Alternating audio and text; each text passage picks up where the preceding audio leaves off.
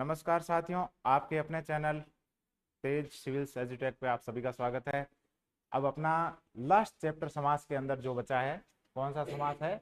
बहुव्रीहि समास। इसका है बहुत इंतजार रहता है, क्योंकि यह जो समास है ये सभी समास इसमें समाहित है। प्लस इसके अंदर आपको क्या चाहिए? वोकेब पावर चाहिए। क्या चाहिए? वोकेब पावर चाहिए। प्लस इसको समझने के लिए किसी ट्रिक की आवश्यकता नहीं है, क्योंकि इस पे आपको क्या चाहिए? अंडरस्टैंडिंग चाहिए, आपकी वोकेब पावर चाहिए, और इसके साथ साथ में आपके बहुत सारे एग्जाम्पल्स हैं आपके क्लियर किए हुए होने चाहिए। और सबसे अच्छी जो चीज है वो क्या है? पर्यायवाची आपको पता होना चाहिए। क्या होना चाहिए? पर्यायवाची है वो आपको पता होना चाहिए।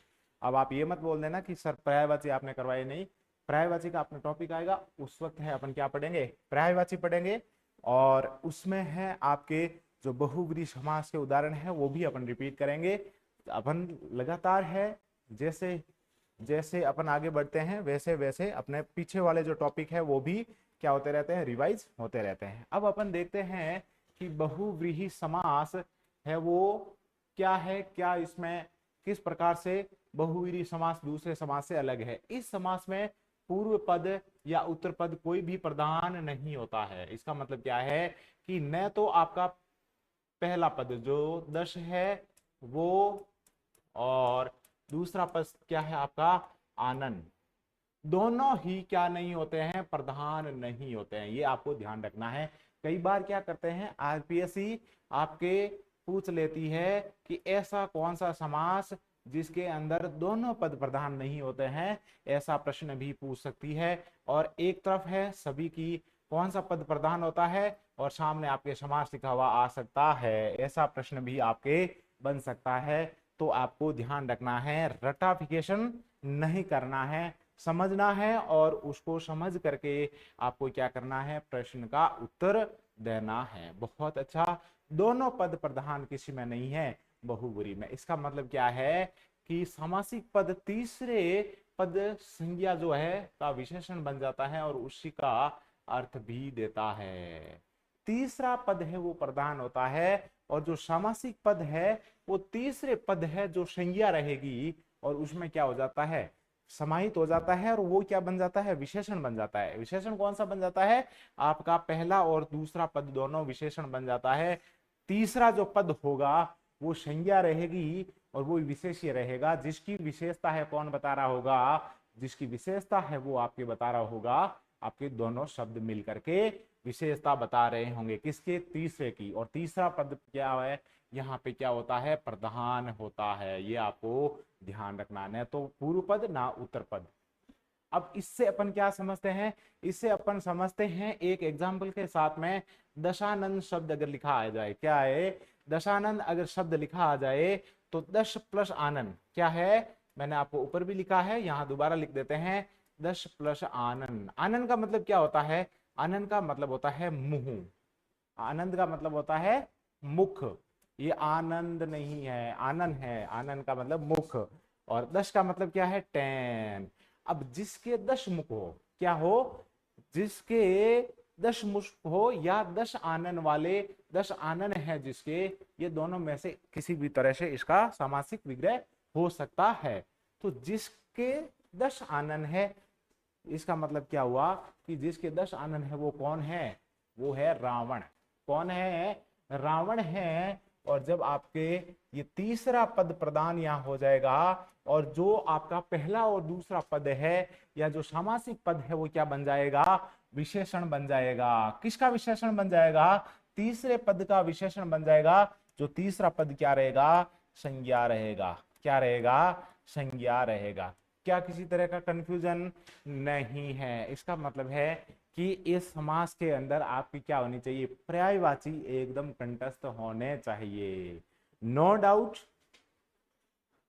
वोकैब अच्छी होनी ही चाहिए, लेकिन आपके पास में पर्यायवाची शब्द है, स्पेशली आपके जो देवता है। कौन है? जो देवता है, जो कुछ युग पुरुष हुए हैं, उन युग पुरुषों की कुछ ऐसे पात्र हुए हैं, चरित्र हुए हैं, उनके आपको क्या करना है? पर्यायवाची शब्द है वो याद करना है। उन सभी को अपन देखने का प्रयास करेंगे। जो भी बच जाएंगे उनको अपन कहाँ देखेंगे? उनको अपन पर्यायवाची के अंदर देखेंगे। वैसे सबसे जो समृद्ध व्याकरण का जो टॉपिक होता है शब्दकोश का, वो आपके पर्यायवाची होता है। लेकिन अपन पर्यायवाची सीधे डायरेक्टली नहीं पढ़ सकते, क्योंकि उसमें आपको संधि पढ़नी पड़ेगी। बहुत सारे शब्द है वो, जैसे 10 प्लस आनंद। अब आप देख लीजिए, अब मान लीजिए आपको संधि नहीं आ रही हो, क्या नहीं आ रही हो, आपको संधि नहीं आ रही हो, क्या यहाँ पे 10 प्लस आनन आप अलग कर पाते? नहीं कर पाते। हो सकता है आप दशा प्लस नन कर देते। क्या कर देते? दशा प्लस नन कर देते। नन इंग्लिश वाला, दशा हिंदी वाली, और कोई भी दशा, कोई भी हालत अच्छी नहीं जिसको दशा नन बोला जाएगा। इस प्रकार से अपन क्या कर सकते हैं, इंटरप्रेट कर सकते हैं, जब तक संधि को नहीं समझेंगे। हालांकि आप तो बहुत इंटेलिजेंट है, आपको तो वैसे भी पता है, फिर भी जो स्टूडेंट क्या है, नया है, जो भी साथी नया है एकदम, तो उनको समझ में नहीं आएगा। इसलिए पर्यायवाची शब्दों को थोड़ा पीछे रखा गया है, जिससे कि आप संधि समास उपसर्ग पढ़ते हैं पूरे पढ़ लें, इसके साथ साथ में आप तत्सम तद्भव भी पढ़ लें। जिसके बाद में है वो आपके पर्यायवाची शब्द रखे गए हैं। कुछ और आपके जो काल है, वृत्ति है, वो भी इसमें रखा गया है, उसके बाद में पर्यायवाची को रखा गया है। ठीक है, देखेंगे अपन कहाँ पढ़ना है। वैसे अपने सिलेबस के अनुसार पढ़ने का प्रयास करेंगे, क्योंकि कोई भी क्लास है वो सीधे उठा करके बीच में नहीं पढ़ सकते। इसलिए मेरा हमेशा सजेशन रहता है कि आप जब भी जुड़े तो आप पिछले वाली क्लास को जरूर देखें। अब अपन आता है, अब अपन सबके सब किससे देखेंगे, एग्जाम्पल के साथ में देखेंगे।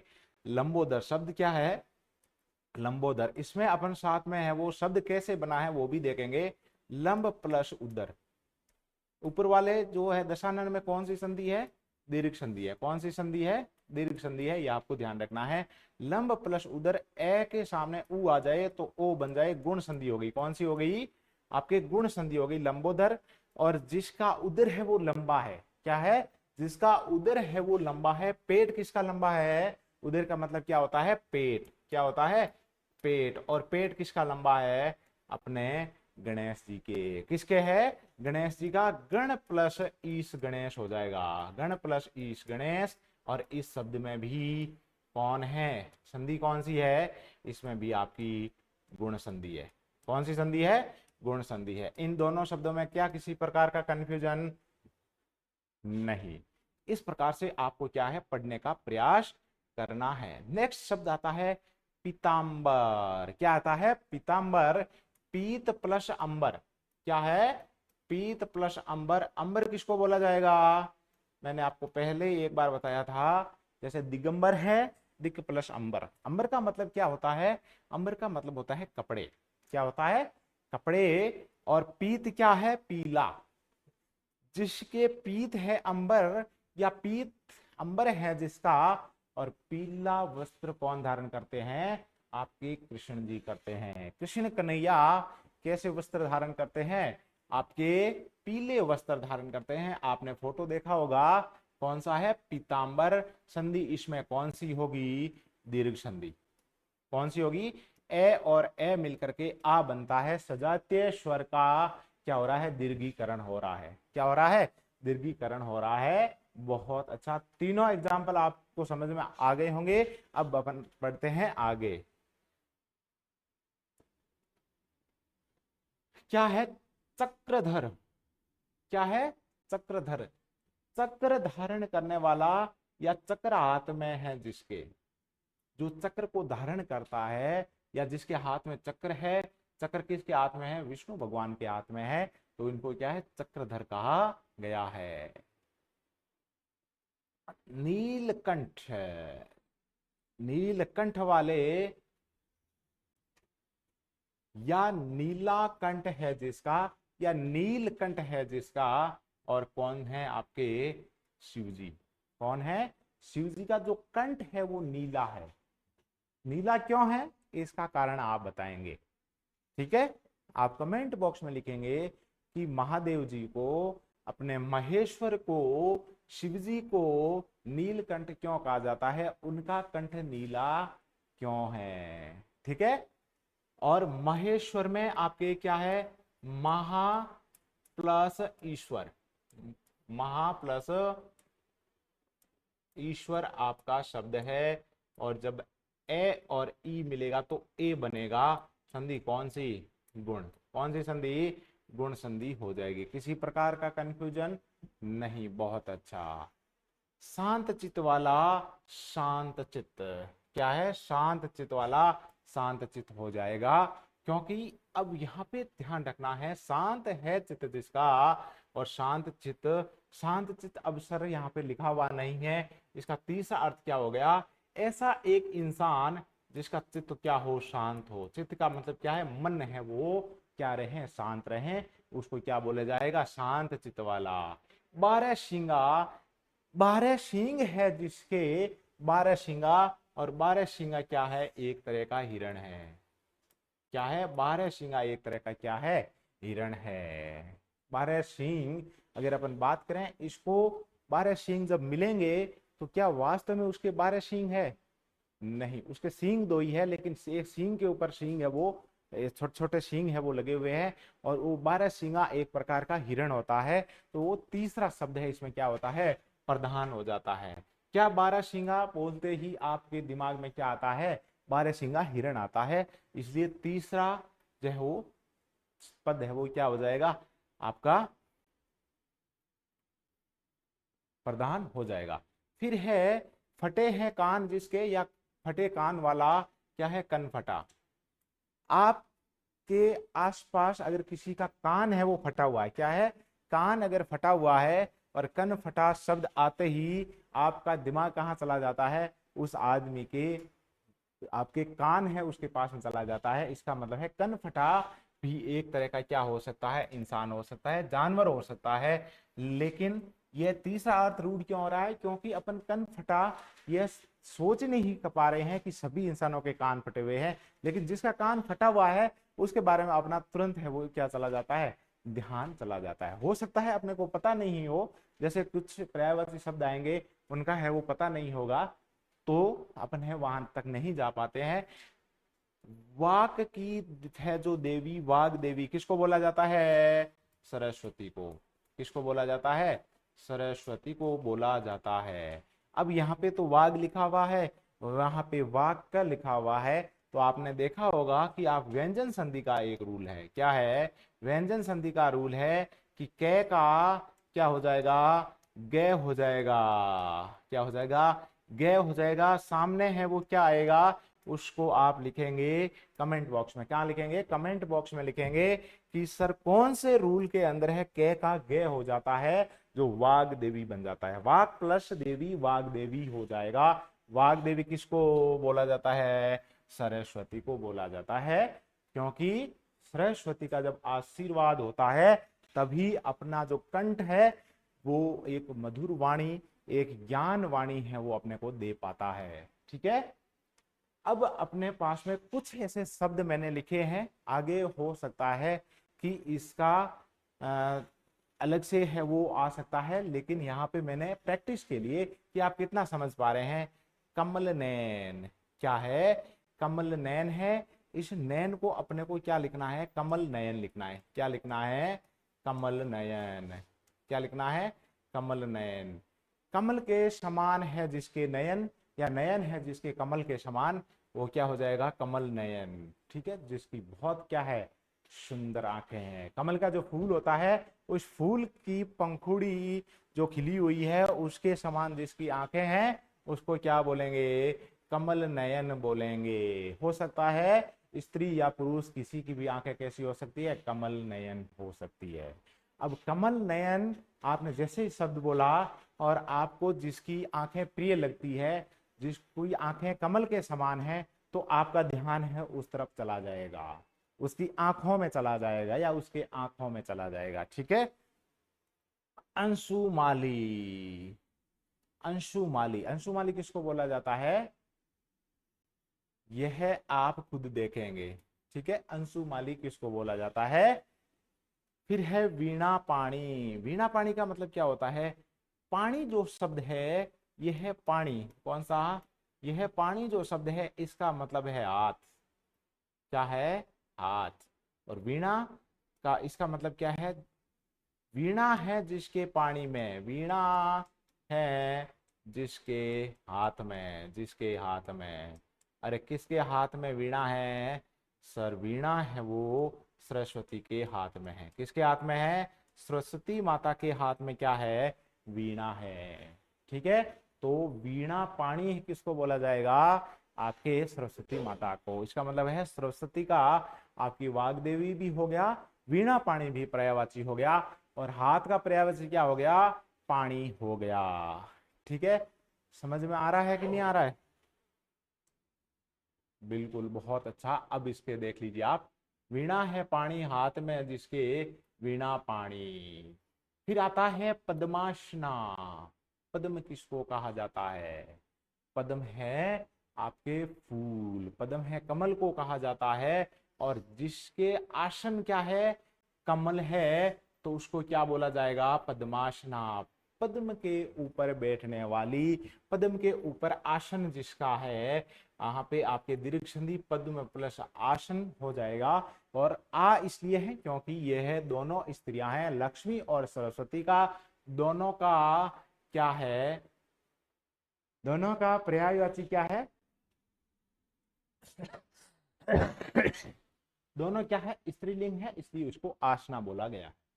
हंस है आसन जिसका, हंसाशिनी। हंसाशिनी किसको बोला जाता है? यह आप देखेंगे, हंस है वो किसका आसन है या किसका वाहन है, यह आपके लिए कमेंट बॉक्स में रहेगा। ठीक है, गिरी से जन्म लिया है जिसने, गिरिजा बोला जाएगा। क्या बोला जाएगा? गिरिजा बोला जाएगा। और गिरिजा किसको बोलते हैं? पार्वती को। और जिस नदी का जन्म है वो पहाड़ी से होता है, तो उस नदी को भी गिरिजा कह सकते हैं। ठीक है, शैल पर्वत से जन्म लिया है जिसने, शैलजा बोला जाएगा। तो इसका भी, ये किसका है? पार्वती का। किसका है? पार्वती का है। अन्न से पूर्ण करने वाली है जो, अन्नपूर्णा। अन्नपूर्णा जो रसोई आपने देखा है, नाम जो आपने क्या देखा है? अन्नपूर्णा रसोई देखा है, तो वो क्या है आपके? अन्नपूर्णा जो रसोई है, वो रसोई भी आपके इसका पर्याय है। ठीक है, हो सकता है ऐसा शब्द आ जाए क्योंकि अन्नपूर्णा रसोई है वो न्यूज में रहता है, उसमें किसी न किसी दिन रोजाना है अखबार में आता रहता है, तो यह आपको ध्यान रखना है। हिम, हिम का मतलब है हिमालय की है सुता, पुत्री जो, उसको बोलेंगे हिम सुता। और हिम सुता किसका पर्यायवाची है? वो आप खुद कमेंट बॉक्स में लिखेंगे। कहाँ लिखेंगे? कमेंट बॉक्स के अंदर लिखेंगे। ठीक है, आप सर्च करके इसको है वो लिखेंगे। नेक्स्ट है आपकी, शैल की है जो नंदिनी। शैल का मतलब है आपके पत्थर पहाड़, और शैल की नंदिनी है, उसको क्या बोला जाएगा? शैल नंदिनी। और शैल नंदिनी किसको बोला जाता है? शैल नंदिनी किसको बोला जाता है? पार्वती को। किसको बोला जाता है? पार्वती को। जनक की है जो नंदिनी, जनक नंदिनी। जनक की बेटी कौन है? सीता। कौन है? जनक की बेटी सीता है। राम प्रिय, राम की है जो प्रिया, कौन है भाई? सीता। क्या किसी प्रकार का कंफ्यूजन? भूमि से जन्म लिया है जिसने, भूमिजा। क्या हो जाएगा? भूमिजा। आप खुद देखेंगे कि भूमिजा किसको कहा जाता है? पीत अम्र वस्त्र जिसके है पीताम्बर पड़ चुके हैं। मूर राक्षस का है जो, अरी। मुरारी किसको बोला जाता है? कृष्ण मुरारी। कृष्ण भगवान को क्या बोला जाता है? मुरारी बोला जाता है। ठीक है, यहां पे ध्यान रखना है, मुरारी का मतलब क्या है? मूर्ज एक तरह का नाम का राक्षस था, और उसका अरी, अरी का मतलब क्या है यहाँ पे? शत्रु। मूर प्लस अरी, मुरारी। ठीक है, दीर्घ संधि इसमें रहेगी। और मूर एक तरह का राक्षस था, और उसको मारने वाला उसका शत्रु कौन है? कृष्ण भगवान है। उनका शत्रु कौन है? कृष्ण भगवान को कहा जाता है, और कृष्ण भगवान को मुरारी बोला जाता है। क्या किसी प्रकार का कंफ्यूजन? नहीं। ब्रिज वल्लभ, वल्लभ का मतलब क्या होता है? वल्लभ का मतलब होता है पति। क्या होता है? पति। या वल्लभ का मतलब होता है प्रधान या उसका मालिक, वल्लभ है ना। तो ब्रज का है जो वल्लभ स्वामी, वल्लभ का मतलब क्या है, स्वामी, पति, मालिक। और ब्रज वल्लभ किसको बोला जाता है, आपके कृष्ण भगवान को ही ब्रज वल्लभ बोला जाता है। गिरी को धारण किया है जिसने, आपने देखा होगा कि आपके एक पहाड़ है जो कृष्ण भगवान द्वारा ऐसे है, वो इस आपकी जो यह अंगुली है इसके ऊपर वह वो पूरा पहाड़ उठाया हुआ है, इसलिए गिरी को धारण किया है जिसने, गिरिधर। गिरिधर किसको बोला जाता है रे, मेरे गिरधर गोपाल। मीरा का जो है गिरधर गोपाल जो है वो शब्द यहीं से आया है। गोपाल का मतलब क्या है, जो गायों की पालना करने वाला है, गायों को चराने वाला है गोपाल। और गिरधर का मतलब क्या है, जिसने गिरी को धारण कर रखा है। इसका भी आपका पर्यायवाची कृष्ण भगवान का है। किसका है, कृष्ण भगवान का है। क्या किसी प्रकार का कंफ्यूजन नहीं, बहुत अच्छा। नंद का है जो नंदन, नंद का है जो नंदन, किस क्या बोलेंगे, नंद नंदन। नंद नंदन भी कौन है, नंद कौन है, कृष्ण भगवान के पिताजी। और कृष्ण भगवान के पिताजी नंद है। नंद के नंदन का मतलब है पुत्र, और पुत्र को नंदन बोला जाता है। ये किसका पर्यायवाची है, पुत्र का। किसका है, पुत्र का। और यह है भी कृष्ण भगवान नंद नंदन। घन बादल के समान है जो श्याम, बादल के समान श्याम है, बादल के समान काला है। कौन है, अरे भाई कृष्ण भगवान कैसे थे, श्याम वर्ण थे। कैसे थे, श्याम वर्ण थे।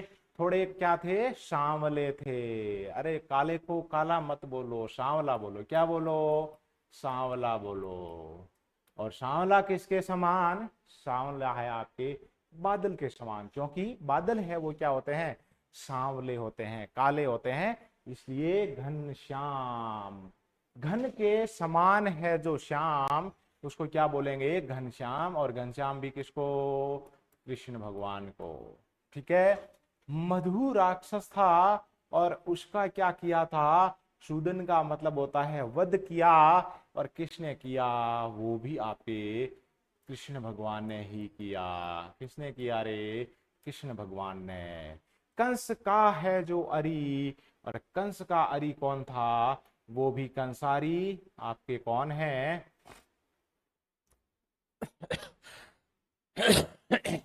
वो भी आपके कृष्ण भगवान है। कौन है, कृष्ण भगवान है। नाग का पति, नाग का मतलब क्या है, स्वर्ग का है जो पति। स्वर्ग का पति किसको कहा जाता है, उसको बोलते हैं नागपति। स्वर्ग के जो पति है नागपति। और ये किसका पर्यायवाची है, ये है आपके पर्यायवाची किसका है, यह आप कमेंट बॉक्स में लिखेंगे। कहाँ लिखेंगे, आप है कमेंट बॉक्स में लिखेंगे। ऐसा नहीं होगा कि सभी के सभी है आपको मैं बताता चलूं और आप है वो क्या करें, पैसिवली सुनते रहें। ठीक है। नेक्स्ट आपका आता है वज्रायुध। वज्र का है आयुध जिसके, जिसका हथियार क्या है, वज्र है। जिसके हाथ में क्या है, वज्र लिए हुए हैं, उसको वज्रायुध कहा जाएगा। और वज्रायुध किसका पर्यायवाची है, यह भी आपको कमेंट बॉक्स में लिखना है। क्यों लिखना है, क्योंकि आपको पता है कि ये सर दोनों के है। सची का है जो पति, सचीपति। सचीपति कौन है, सचीपति कौन है, आपके इंद्र है या कामदेव है, कौन है, इंद्र है या कामदेव, सचीपति कौन है।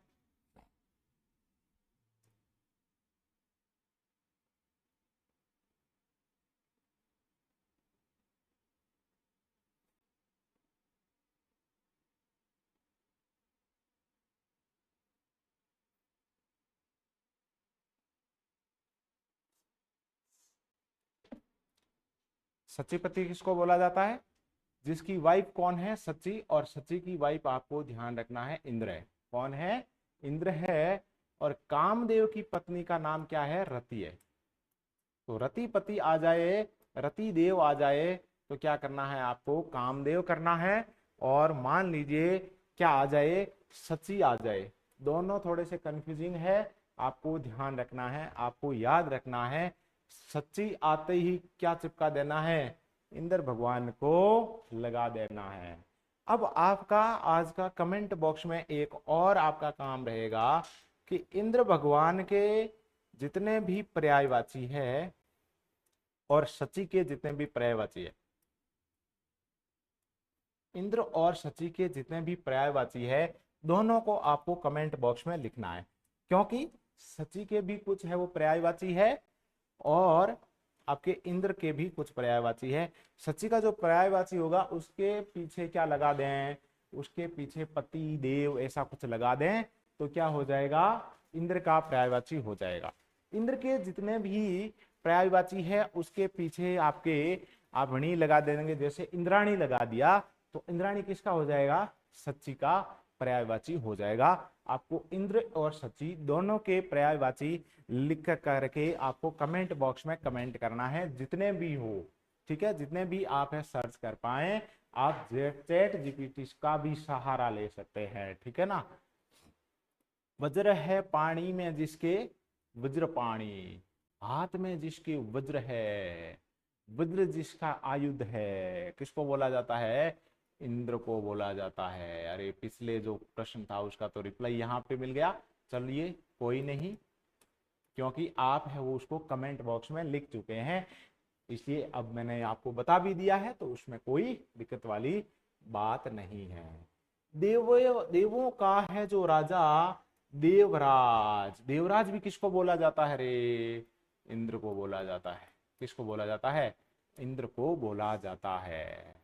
सहस्त्र का मतलब है हजार, है अक्षी जिसके, अक्षी का मतलब क्या है, आंख, यहाँ पे सहस्त्राक्ष ऐसा शब्द आए तो जिसके आंखें कितनी हैं, हजार आंखें हैं, उसको उसका पर्यायवाची ये किसका है, सहस्त्राक्ष।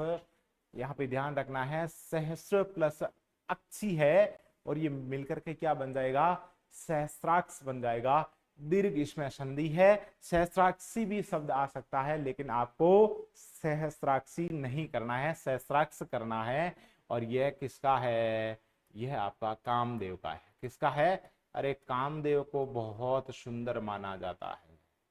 क्या माना जाता है, बहुत सुंदर माना जाता है, ठीक है।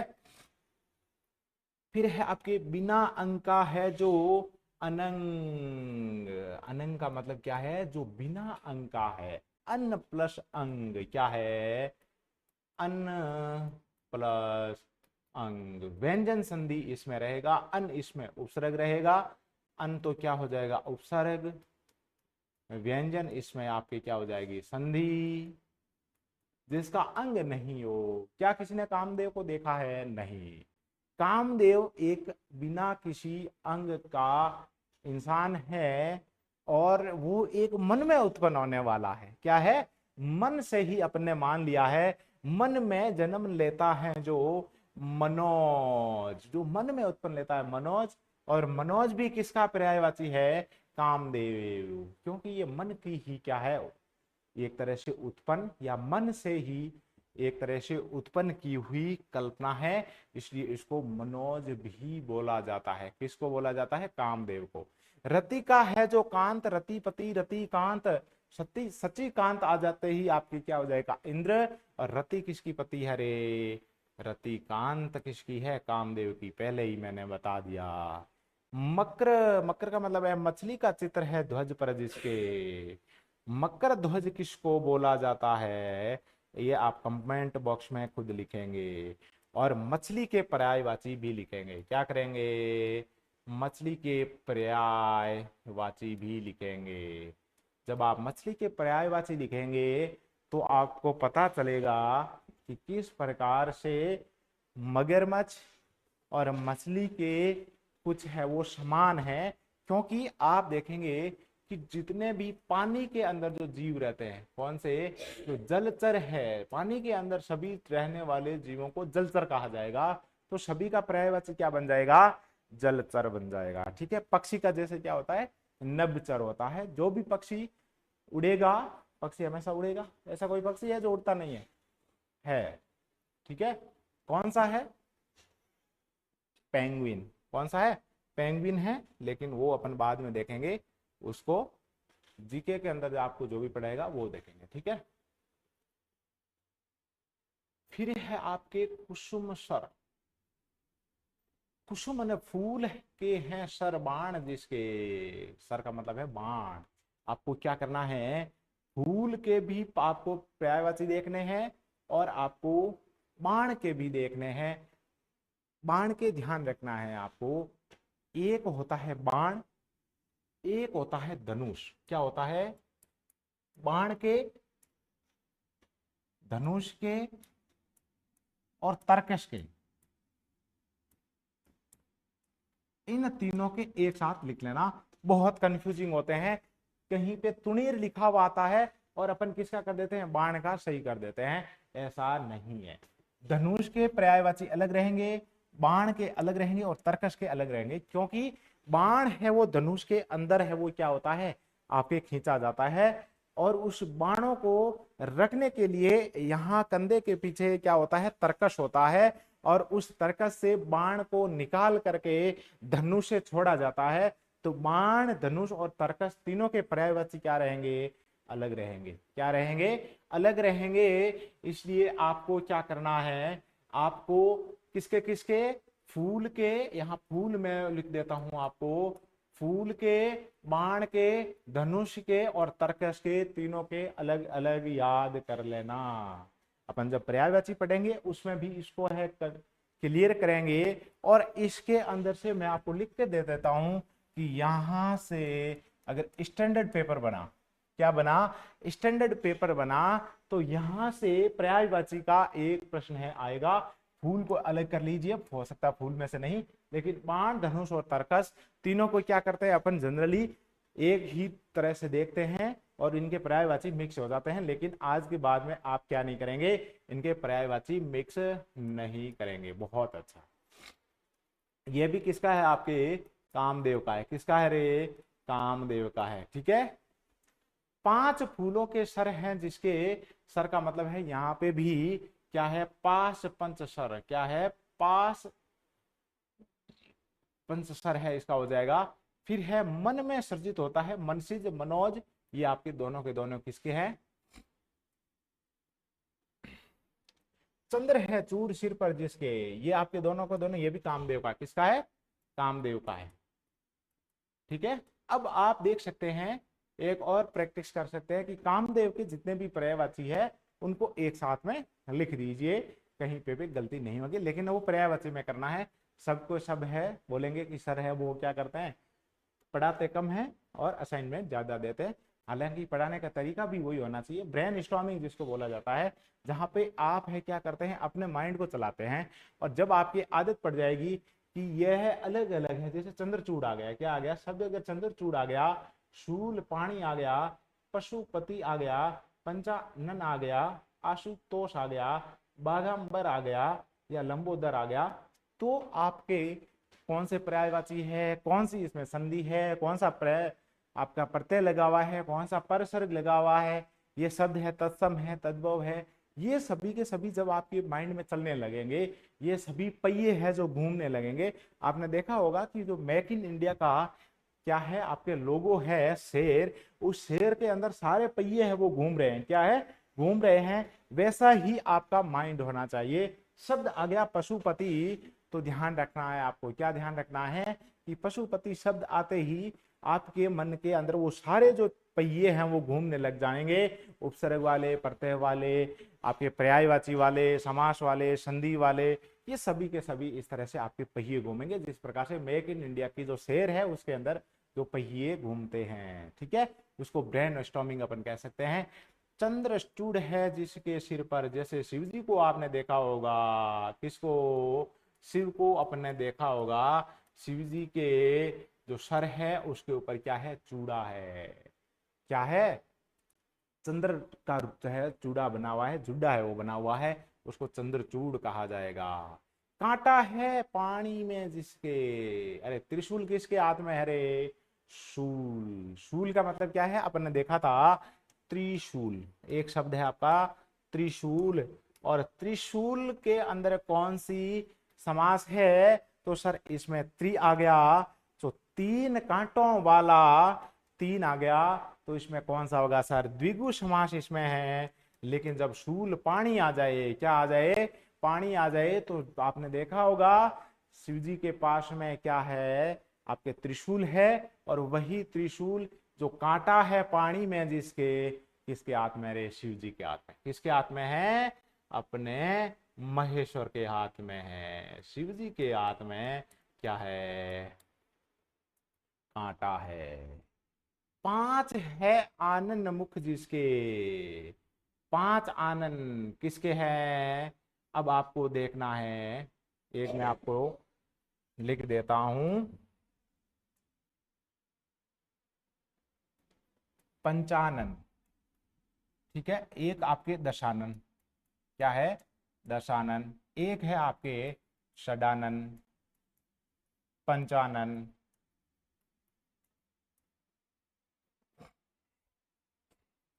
ये तीनों के तीनों आपको देखने हैं कि किस किस के पर्यायवाची है, ठीक है। आनन का मतलब मुख है, पंचानन किसका है वो भी देखना है। एक आपके रह गया पशुओं का है जो पति, और इसको भी क्या बोलते हैं? शिव जी का पर्यायवाची है, पशुपति है वो। शिव जी को पशु के देवता के रूप में माना जाता है, तो पशुपति भी किसका है? शिव जी का है। आप पंचानन को देखना, किसको देखना है? पंचानन है वो किसका है? फिर है आशुतोष। आशु का मतलब है शीघ्र, तोष का मतलब है प्रश्न होता है, और आशुतोष किसका है? आपके आशुतोष भी शिव जी का है। शिव जी को क्या है? आप बहुत जल्दी खुश कर लेते हैं। क्या कर लेते हैं? प्रश्न कर लेते हैं, राजी कर लेते हैं। आपने देखा होगा कि कुछ लोग जो नशा करते हैं वो क्या करते हैं? ये तो शिव का प्रसाद है। क्या है? शिव का प्रसाद है, और उनको क्या कर लेते हैं? खुश कर लेते हैं। यह एक तरह के क्या बने हुए हैं? ये एक तरह के पर्यायवाची बने हुए हैं। इसका मतलब ये नहीं है कि शिव जी नशे को अलाउ करते थे। कोई भी भगवान है, किसी भी प्रकार की नेगेटिव एनर्जी है उसको परमिट नहीं करते हैं। अगर नेगेटिव एनर्जी को, नेगेटिविटी को अगर वो प्रमोट करते हैं तो वो भगवान हो ही नहीं सकते, ठीक है। बाघ है अंबर जिसके। बाघ का मतलब है बाघ की जो खाल है, उस बाघ की खाल को जिसने वस्त्र बना लिया है, बाघांबर, ठीक है। बाघांबर भी किसको बोलते हैं? शिव जी के वस्त्र आपने देखे होंगे कि जो लुंगी टाइप पहनते हैं वो किस कलर की है? बाघ कलर की है। तो बाघांबर, बाघ प्लस अंबर, बाघ है जिसका अंबर, बाघांबर शिव जी। कौन है?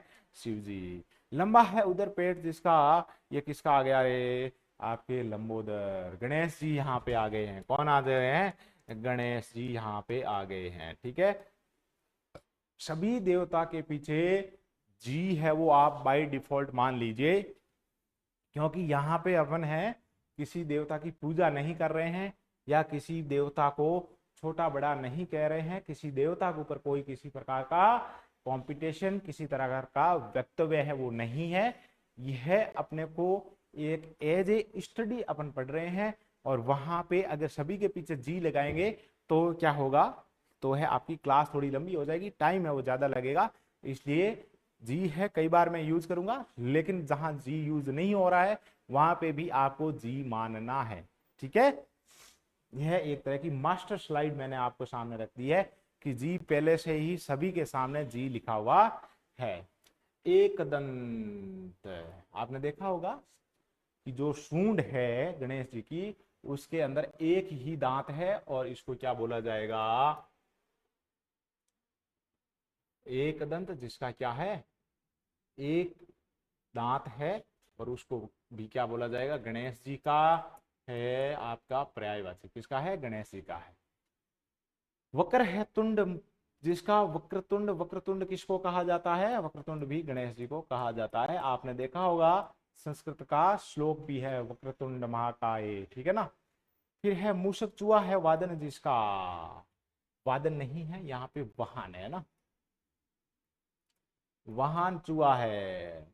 अरे वो कहानी नहीं सुनी आपने कि कृष्ण भगवान क्या कर रहे थे? कृष्ण भगवान की बारात जा रही थी। क्या कर रही थी? बारात है वो जा रही थी, और यह बोला गया कि अपने घर पे सभी बारात में चलेंगे। सभी है वो क्या है? बारात में चलने को आतुर थे। गणेश जी क्या है?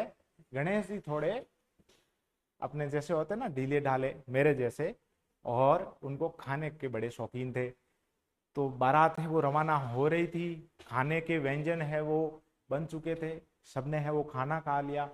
और गणेश जी क्या है थोड़े मस्त मोले भी थे कि ज़्यादा है वो अपना तर्क वगैरह करते नहीं थे, ज़्यादा सोचते नहीं थे। तो बोला गया कि यहाँ घर की है रखवाली कौन करेगा, ये जो व्यंजन स्वादिष्ट बने हुए हैं इनकी रक्षा है वो कौन करेगा।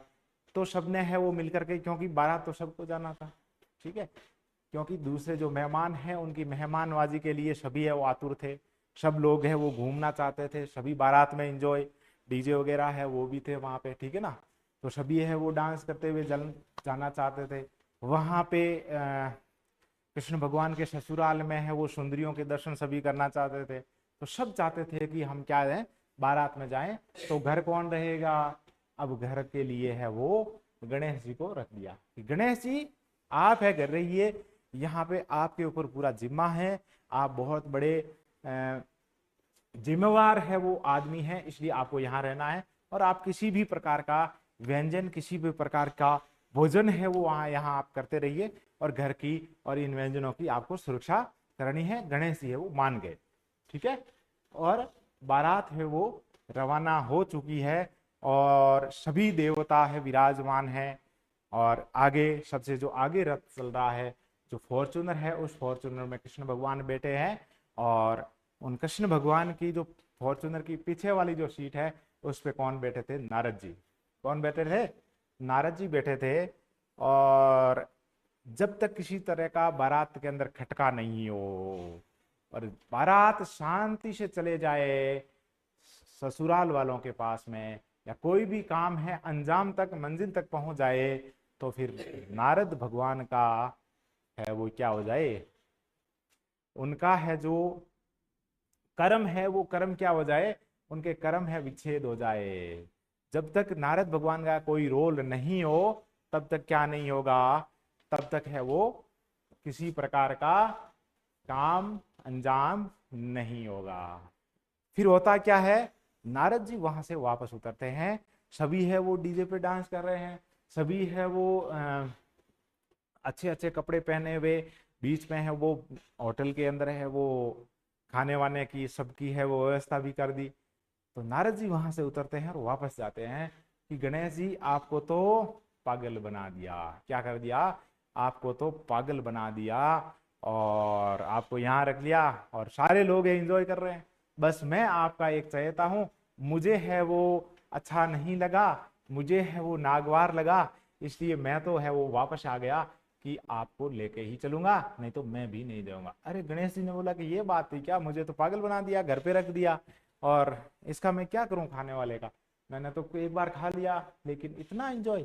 अरे वहां तो गणेश जी बहुत अच्छी अच्छी सुंदरियां हैं वहां पे रहती है, और उनसे आपको क्या कर दिया, उनसे आपको जो नयन सुख है उससे अलग कर दिया। क्या कर दिया, नयन सुख से अलग कर दिया। तो अब गणेश जी ने बोला क्या किया जाए, वो तो वहां पहुंच चुके होंगे और अब मुझे वापस लेने कौन आएगा। तो बोला कि आपकी सेना भेजो। अब गणेश जी के पास सेना कौन सी थी, गणेश जी के पास में सेना थी मूषक। कौन थे, चूहे। चूहों को ऑर्डर दिया गया, कार्यालय आदेश निकाला गया कि सभी चूहे जाकर के रास्ता के अंदर सब जगह क्या कर देंगे, बिल ही बिल कर देंगे, गड्ढे ही गड्ढे कर देंगे। तो क्या हो जाएगा, एक भी फॉर्चूनर रथ वगैरह कुछ भी रास्ते में नहीं चल पाएंगे, और यह बात है समझ में आ जाएगी, ठीक है। और तुरंत कार्यालय आदेश, अगले 10 मिनट के अंदर उस जगह जहां बारात निकल रही है उस जगह सारी जगह खोद दी गई, बिल ही बिल बना दिए गए, और आपका जो आगे वाला रथ था फॉर्चूनर है रुक गई।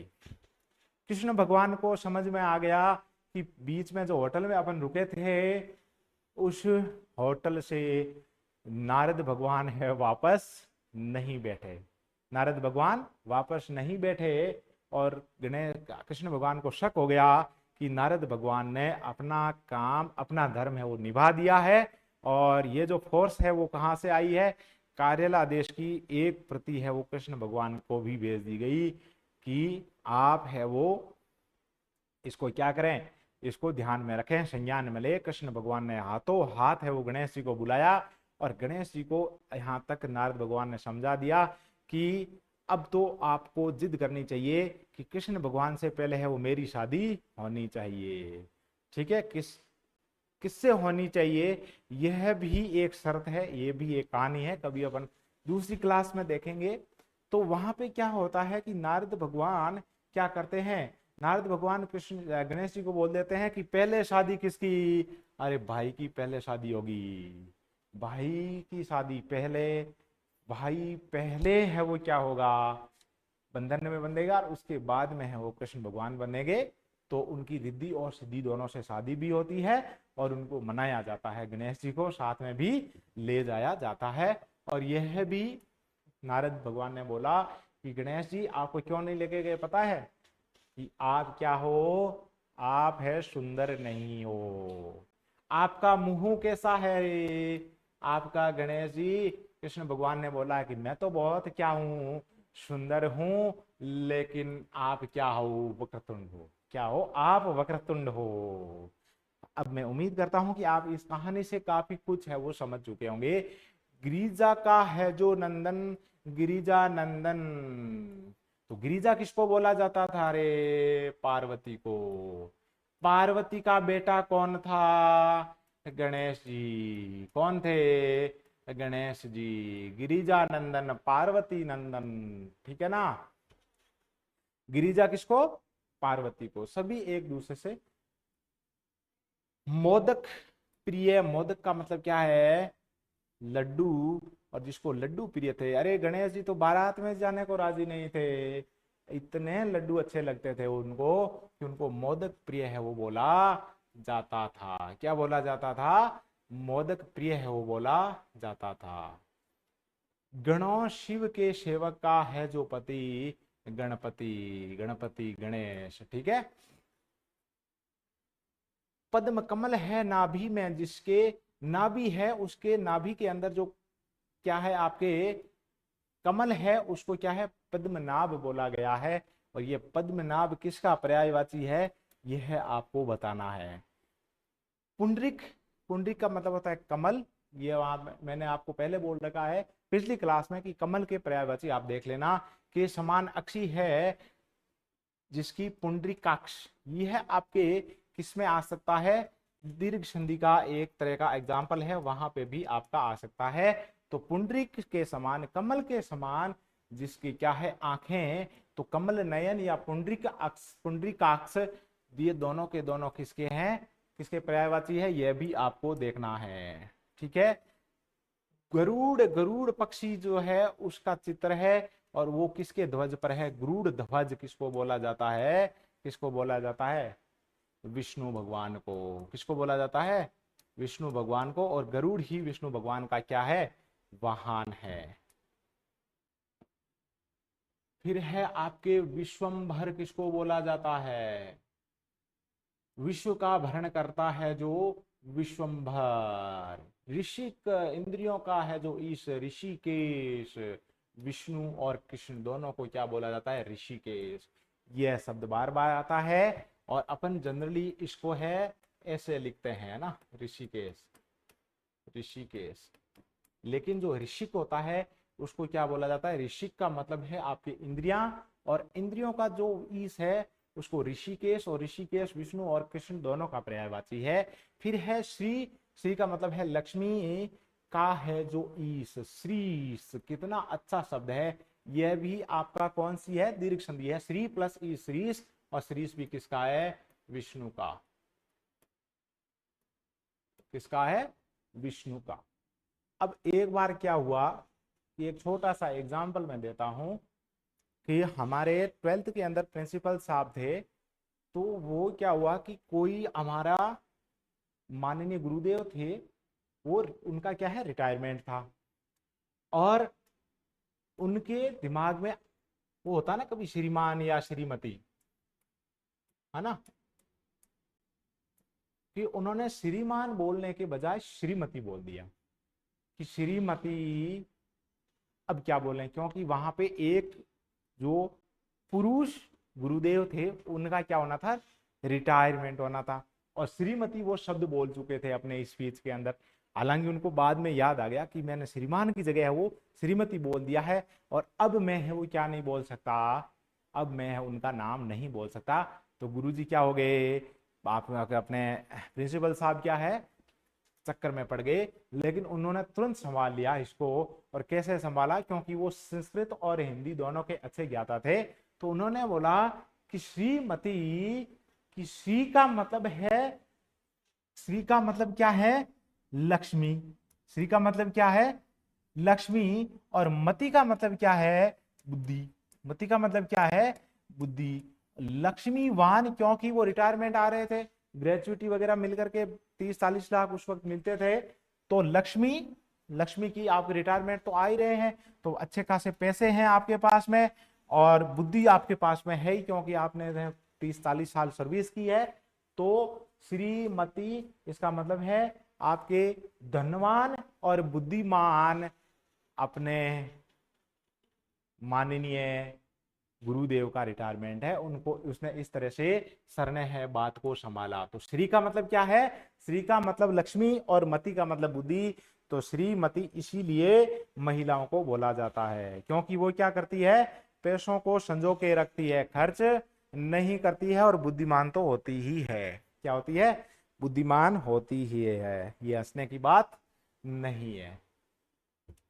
शेष नाग है उस पर शयन करते हैं जो शेषाशायी, शेषशायी, क्या बोलेंगे, शेषशायी। शेष नाग पे शयन कौन करते हैं, वो आपको देखना है, कौन करते हैं, शेष नाग पे कौन सो रहे हैं, जिसकी फोटो भी आपने देखी होगी, वो आपको देखना है। चक्र है पाणी जिसके, चक्रपाणी, ठीक है।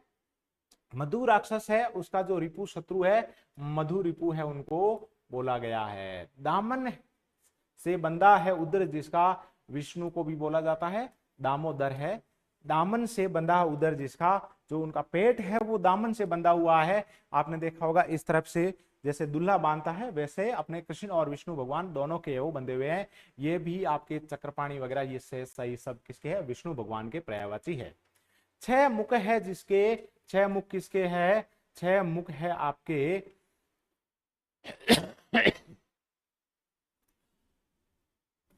किसके है, ब्रह्मा जी के हैं। मयूर है वाहन जिसका, मयूर वाहन। दशरथ का है जो नंदन, दशरथ का नंदन कौन है, दशरथ का नंदन, दशरथ का बेटा कौन है, राम है। कौन है, राम है।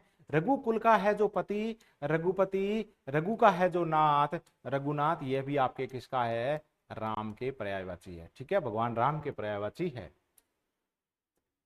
रेवती में रमण करता है जो रेवती रमण, क्या है, रेवती में रमण करता है जो रेवती रमण।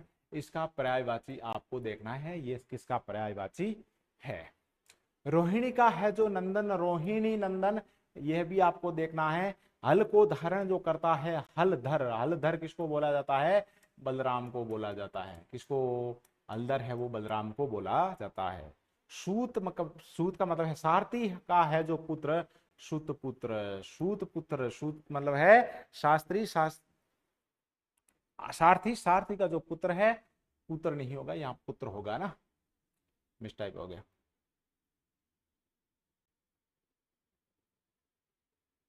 सूर्य का है जो पुत्र, सूर्य पुत्र, ठीक है, सूर्य का पुत्र है जो सूर्य पुत्र।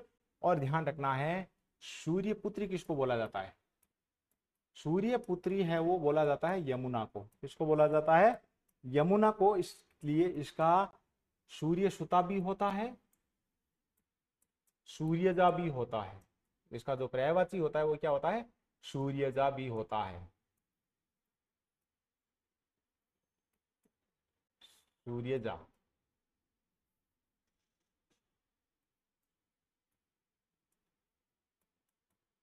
क्या होता है, सूर्यजा, ठीक है। अंग देश का जो राजा है अंगराज हो जाएगा।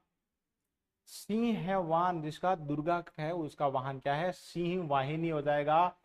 वाक है जो पति, वाचस्पति हो जाएगा, वाक प्लस पति, वाचस्पति। और ये किसको बोला जाता है, बृहस्पति को बोला जाता है। युद्ध में स्थिर रहता है जो, उसको धर्मराज बोला जाता है। और वो कौन थे? युधिष्ठिर। युद्ध में जो स्थिर रहते हैं उसको युधिष्ठिर बोला जाता है। धन को जय करता है जो, धनंजय। और ये आपके अर्जुन का है वो पर्यायवाची है। गांडीवधारी, गांडीव किसको बोला जाता है? धनुष को बोला जाता है। को धारण जो करता है, आपने देखा होगा कि अर्जुन की जो पिक है उसके अंदर आपने धनुष देखा होगा कि हाथ में वो धनुष लिए हुए वो चलते हैं, तो धनुषधारी भी बोला जाता है। और गांडीवधारी भी आपके किसको बोला जाता है? अर्जुन को बोला जाता है। ठीक है, फिर है सुंदर है ग्रीवा जिसकी। यहां आपको ध्यान रखना है, सुग्रीव को वानर राज भी बोला जाता है। जो बंदर है उनके राजा है, उनको सुग्रीव। और सुग्रीव है उसकी ग्रीवा, जो उसकी गर्दन थी वो बहुत सुंदर थी, इसलिए सुंदर है ग्रीवा जिसकी। ग्रीवा का मतलब क्या है? गर्दन। क्या है? गर्दन। आप गर्दन के जब पर्यायवाची देखेंगे तो उसमें गिरवा भी आएगा। सुग्रीव कौन थे? सुग्रीव कौन थे? भगवान सुग्रीव कौन थे? आपको रामायण के अंदर पढ़ेंगे तो वहां पे एक सुग्रीव राजा होते हैं, और वो राजा राम को क्या करते हैं? सपोर्ट करते हैं सीता को वापस लाने के लिए। ठीक है, बहुब्रीहि समास के कुछ और उदाहरण हैं, उनको भी अपन देखेंगे। अब यहाँ पे ध्यान रखना है कि कुछ ऐसे शब्द है जो क्या है? कंफ्यूजिंग है। क्या है? कंफ्यूजिंग है। अपन देखेंगे कि इसमें कुछ कर्मधारी जो समास थे उनके भी उदाहरण है। जब उसका तीसरा अर्थ आ जाएगा तो उसमें क्या हो जाएगा? बहुब्रीहि समास हो जाएगा। जैसे कि जयपुर राजा जयसिंह ने बसाया है जिसपुर नगर को, तो वो एक तरह का शहर है। क्या जयपुर नाम लेते ही कहीं और किसी राजा के, जयसिंह नाम के राजा का जो शहर है बसाया, उसका नाम आता है? नहीं। अपने दिमाग में जयपुर बोलते ही आपके जयपुर का किला आएगा, विधानसभा, आपके कोर्ट, इस तरह की जितनी भी जयपुर के अंदर बनी हुई इमारतें हैं वो अपने दिमाग के अंदर है वो चलने लगेगी। इसलिए जयपुर क्या हो रहा है? जय और पुर दोनों शब्द प्रधान नहीं है, दोनों जब मिलते हैं तो एक शहर का नाम बन जाता है। इसलिए आपको ध्यान रखना है कि कुछ शहर भी ऐसे होंगे जिनका समास कौन सा होगा? बहुब्रीहि होगा। ठीक है, फिर है आपके त्रिवेणी, तीन वेणियों धाराओं का जो संगम स्थल है उसको प्रयागराज बोला जाएगा।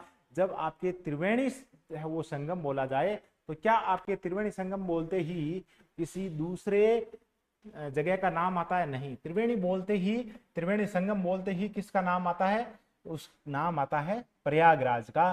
तो वहां पे भी क्या है? तीसरा शब्द प्रधान हो रहा है, तीसरा पद है वो क्या हो रहा है? प्रधान हो रहा है।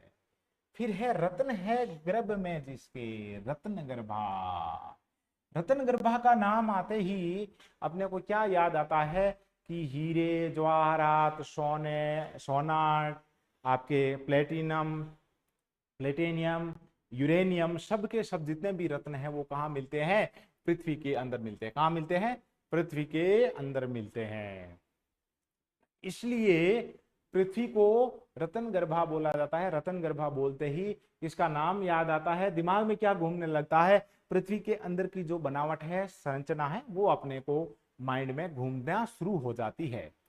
फिर है चक्षुश्रवा, बहुत शानदार शब्द है, बहुत अच्छा शब्द है। आपको ध्यान रखना है, चक्षु से श्रवण करता है।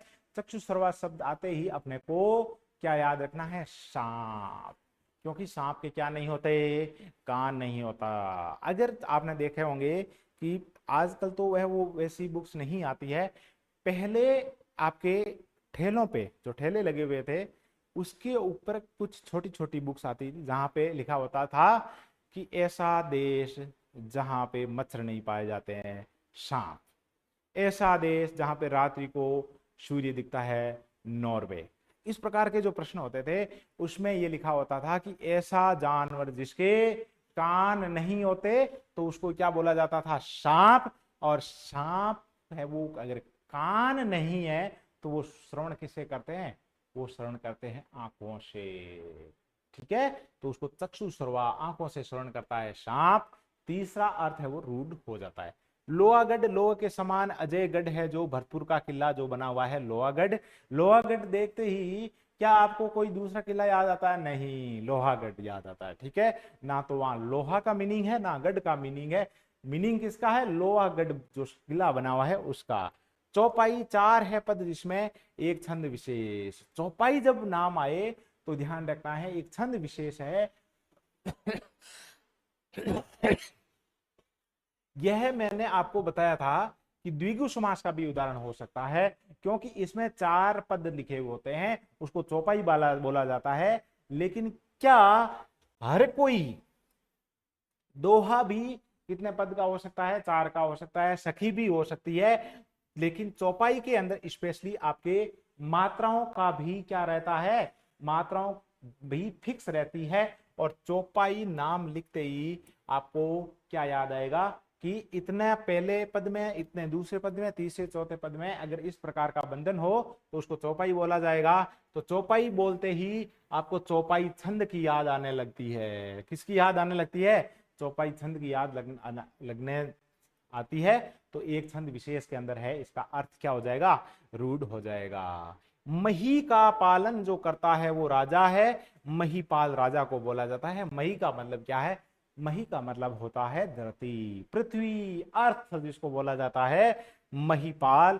क्योंकि पहले राजा क्या करते थे? राजा ही उसकी धरती की रक्षा करते थे। क्या किसी प्रकार का कन्फ्यूजन नहीं है? पंजाब 5 आबों वाला देश। अरे आब क्या होता है? यह जो शब्द है वो आपने देखा होगा, पंच प्लस आब, पंजाब क्या होता है? पंच प्लस आब, पंजाब बोला जाता है इसको। और ध्यान रखना है, आब का मतलब क्या होता है? पानी। आब का मतलब क्या है?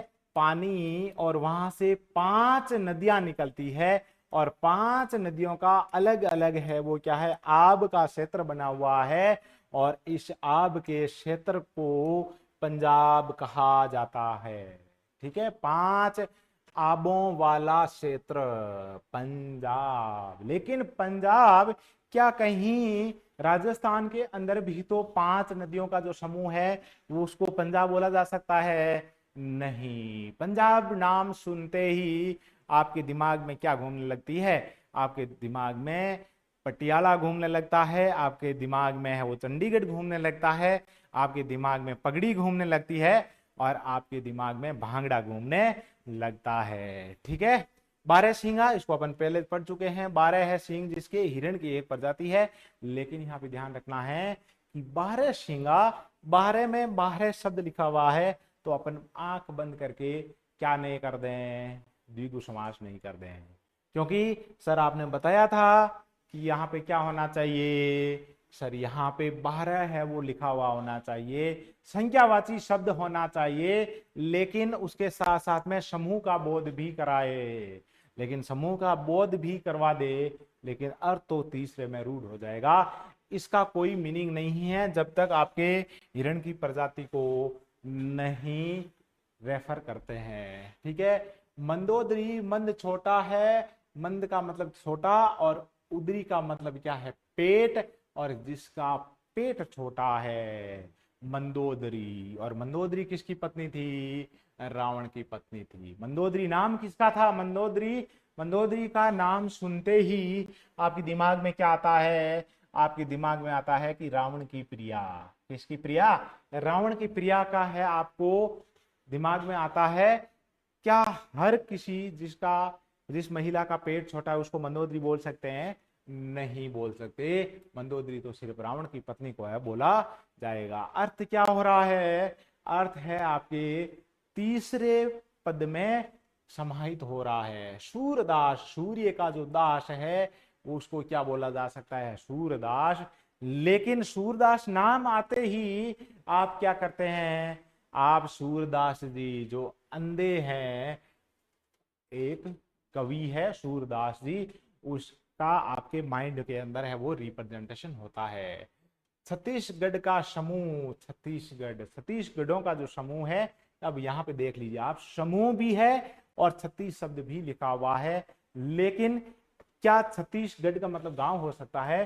क्या एक राजस्थान के अंदर 36 गांवों का समूह नहीं हो सकता? हो सकता है। 36 किलों का समूह नहीं हो सकता। गढ़ का मतलब है, गढ़ का मतलब किला भी हो सकता है, तो क्या 36 किलों का समूह राजस्थान में नहीं हो सकता? 32 किले तो किसी ने, एक आपके कुंभा ने बना दिए थे, तो 4 और मिला करके छत्तीसगढ़ यहाँ पे भी बना दो। नहीं, छत्तीसगढ़ नाम आते ही आपका दिमाग कहाँ चला जाता है? छत्तीसगढ़ चला जाता है। नक्सल एरिया आपके दिमाग में आना लगता है, बस्तर आपके दिमाग में आने लगता है, ठीक है ना, रायपुर आपके दिमाग में आने लगता है। चौकना चार है कान जिसके, और चौकना को क्या बोलेंगे? चार कान। वास्तव में क्या चार कान होते हैं क्या? नहीं, चौक वो है चौकना है, इसका मतलब क्या है? उसके चार कान है? नहीं, वो सजग है। क्या है?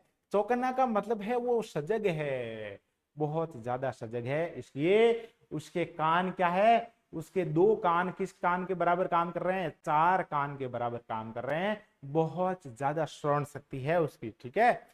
विषधर, विष को धारण जो करता है, सांप विषधर। अगर जहर की बात की जाए, अगर विष की बात की जाए, गरल की बात की जाए, तो सांप याद आ जाता है। सफेद पोष, यहाँ पे क्या है? शब्द पोष नहीं, सफेद पोष। सफेद है पोशाक जिसकी, और सफेद पोशाक आते ही आपके माइंड में चीज क्लिक करेगी, या तो वो राजनेता हो सकता है, या आपके पश्चिमी राजस्थान का कोई व्यक्ति हो सकता है, ठीक है। एक क्षेत्र विशेष का आदमी, या आपके राजनेता जो सफेद पोष होते हैं, ठीक है ना, ये ध्यान रखना। तीसरे अर्थ में रूढ़ होते हैं। राका प्लस ईस, राका का मतलब है चांदनी का है जो ईस, राका का मतलब है रात, और रात का जो भगवान है, रात को करने वाला भगवान है, कौन है? चंद्रमा।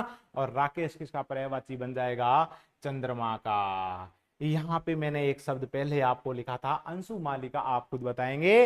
अंशुओं, अंशुओं का मतलब है किरणों की माला जो पहनता है, और वो कौन है? सूर्य भगवान। आप देखेंगे कि किरणें ही किरणें हैं, वो क्या आएगी? अपने ऊपर आएगी। एक तरह से किरणों की जो माला है, अंशुओं की जो माला है, सूर्य के चारों तरफ प्रतीत होती है, इसलिए अंशुमाली किसको बोला जाता है? सूर्य को बोला जाता है। आशुतोष किसको बोला जाता है? वो आप लिखेंगे, इसको अपन डिस्कस कर चुके हैं हालांकि, लेकिन आप कमेंट बॉक्स में लिखेंगे अपने रिवीजन के लिए। वक्षोज, क्या लिखा हुआ है शब्द? वक्षोज। वक्ष प्लस, वक्ष प्लस उज, वक्षोज, ठीक है। या वक्ष प्लस जय, क्या होगा? वक्षोज में आपके विसर्ग संधि है, कौन सी संधि है? विसर्ग संधि है, वक्ष प्लस जय होगा। वक्ष सीने पर जो जन्म लेते हैं वो स्तन है, ये आपके तीसरे शब्द में रूढ़ होता जा रहा है। राष्ट्र का है जो पति, राष्ट्र अध्यक्ष इसको बोला जाएगा राष्ट्रपति, ठीक है ना। क्या राष्ट्रपति, राष्ट्र एक शब्द है, राष्ट्र के अंदर जो मालिक होता है उसको राष्ट्राध्यक्ष बोला जाता है, राष्ट्रपति बोला जाता है। राष्ट्रपति का नाम लेते ही अपने दिमाग में क्या आता है? द्रौपदी मुर्मू आ जाएगा, आपके कलाम साहब आ जाएंगे, प्रणब मुखर्जी आ जाएंगे। इस प्रकार से राष्ट्रपति एक शब्द है जो राष्ट्र अध्यक्ष को रिप्रेजेंट करता है। प्रधानमंत्री, मंत्रियों का प्रधान है जो शासनाध्यक्ष, जो शासन करता है उसका अध्यक्ष। किसी को प्रधान, मंत्रियों में प्रधान है वो अपने मुख्यमंत्री भी हो सकता है, क्योंकि वहां पे भी मंत्री है, और उसका प्रधान है मुख्यमंत्री हो सकता है। लेकिन नहीं, प्रधानमंत्री कौन है? जो शासन का अध्यक्ष होता है, और मंत्रियों में प्रधान भी होता है, और अर्थ उसका तीसरा निकल जाता है। जोधपुर वैसे ही राव जोधा सिंह ने बसाया है, जिसपुर को शहर हो गया। बीकानेर, राव बीका ने बसाया है, जिस नेर को, नेर का मतलब होता है छोटा शहर। तुगलकाबाद, फिरोज शाह तुगलक ने आबाद किया है, जिसको, जो शहर है तुगलकाबाद। राष्ट्रपति, राष्ट्र का राष्ट्रपिता, या ना, राष्ट्रपति नहीं होगा,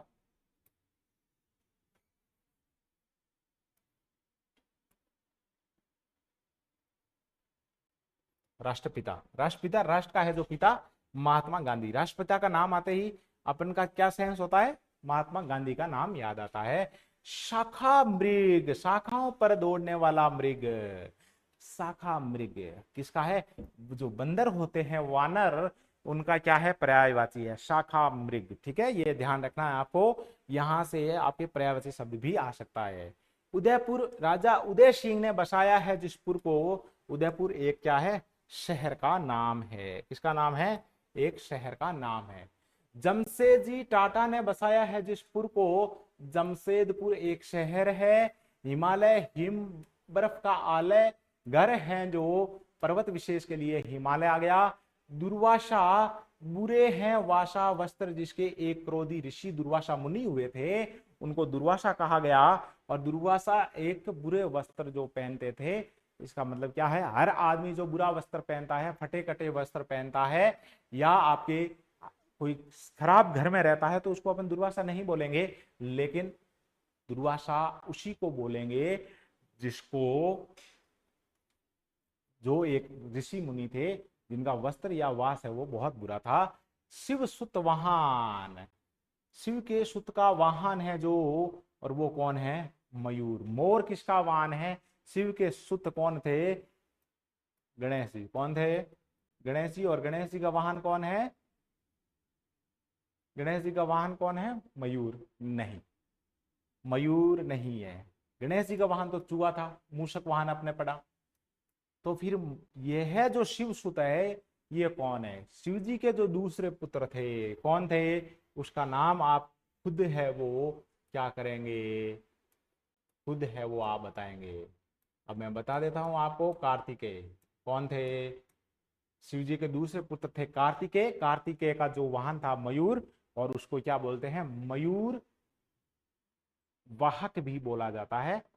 किसको, कार्तिकेय को। कार्तिकेय की भी आपको क्या करना है, पर्यायवाची शब्द। आज का लास्ट प्रश्न, पर्यायवाची कार्तिकेय के आपको देखने हैं। किसके देखने हैं, कार्तिकेय के पर्यायवाची आपको देखने हैं।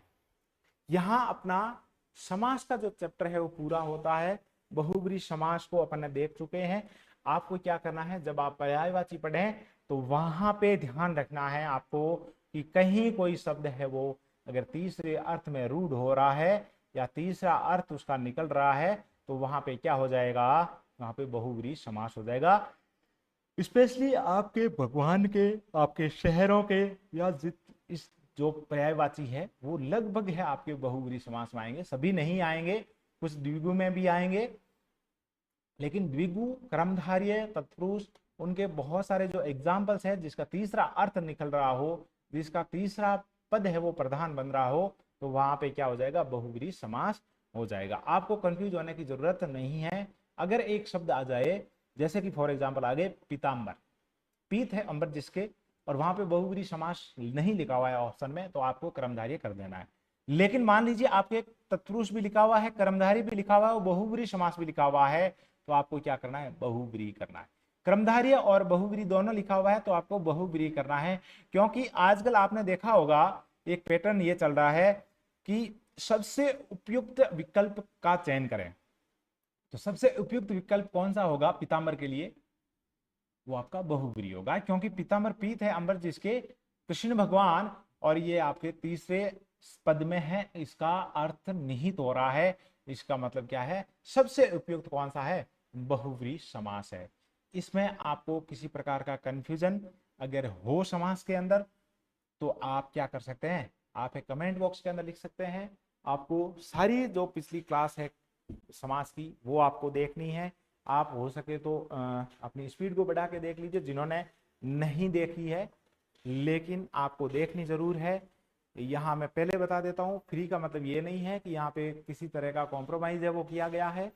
आपके सामने इसलिए रखा जा रहा है क्योंकि एजुकेशन है वो क्या हो चुकी, बहुत महंगी हो चुकी है। इसलिए आपको इकोनॉमिकली फ्री ऑफ कॉस्ट है यहाँ पे सारी क्लासेस प्रोवाइड करवाई जाएगी। जिस प्रकार से आपके संधि और समास करवाए गए हैं, वैसे के वैसे आगे सभी क्लासेज है वो रहेगी। इतनी ही अच्छी क्लासेस, इतनी इंटरेस्टिंग क्लासेस।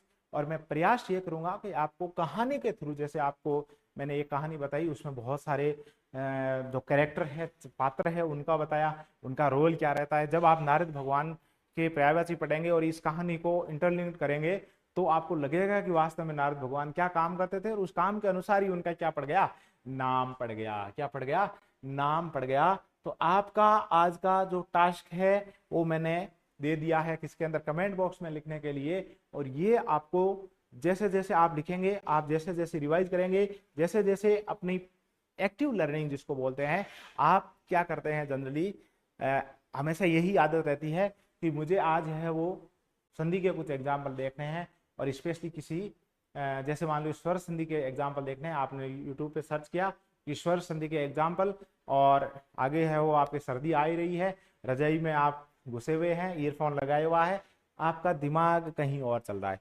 जैसे ही आपके एक पुंडरीकाक्ष आया, क्या आया शब्द आया, पुंडरीकाक्ष, तो आप क्या करेंगे, आप पुंडरीकाक्ष, पुंडरी का मतलब क्या है, कमल के समान जिसकी है अक्षी, और आप क्या करेंगे, जो आपको पुंडरीकाक्ष का मतलब है जिसकी नैन आपको पुंडरी के समान लगती है, उसके बारे में आप सोचना लग जाते हैं।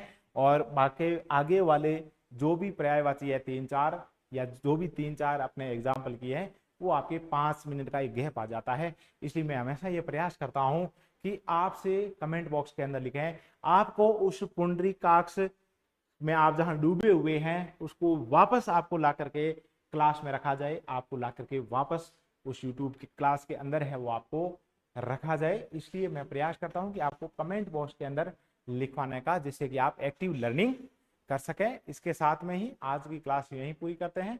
धन्यवाद।